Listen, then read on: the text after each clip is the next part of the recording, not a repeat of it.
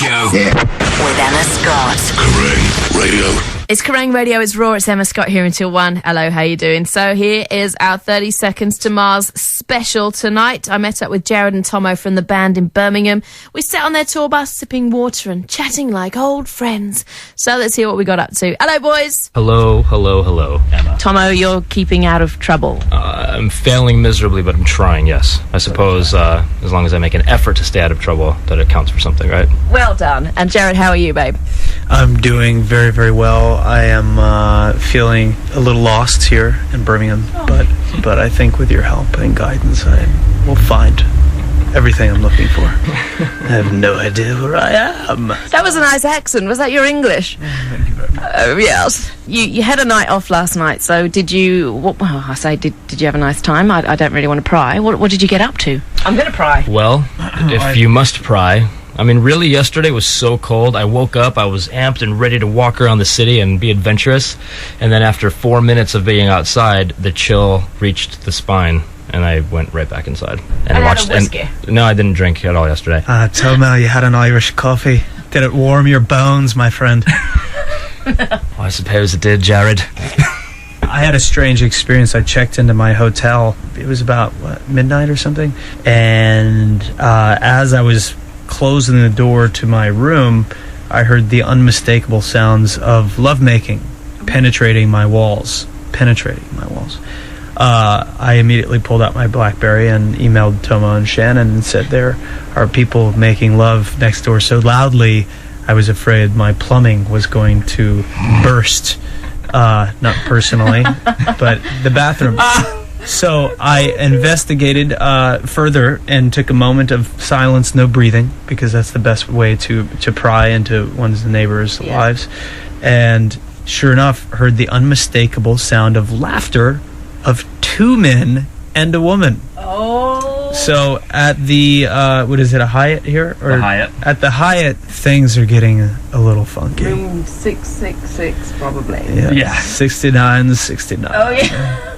I was trying to keep it clean. Yeah. Impossible. I saw the fans outside. I'm thinking I got the wrong clothes on, but you say that I'm looking okay for the party. No, you pretty black. Yeah, That's the thing. The red thing. What am I missing out, obviously? Red is important for 30 Seconds to Mars because it's the color of passion, of blood, of Mars, and of this family, I guess. Will you be donning some red later? I always have red on the inside.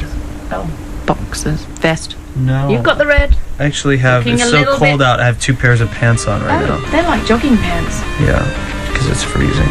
Trying to bulk up there. A little bit. If I put jogging pants on, I'd look like a 20-stone heifer. That's not very good. Attack from 30 Seconds to Mars at Kerrang Radio. It's Emma Scott here on Raw, talking to Jared and Tomo from the band. So I was reading, Jared, about your new film, Mr. Nobody. It's coming out next year. How's that going? I finished that film. I was making it for about 6 months, but the one of the reasons it was great to do is that there were a few breaks during filming, and it gave us the opportunity to tour.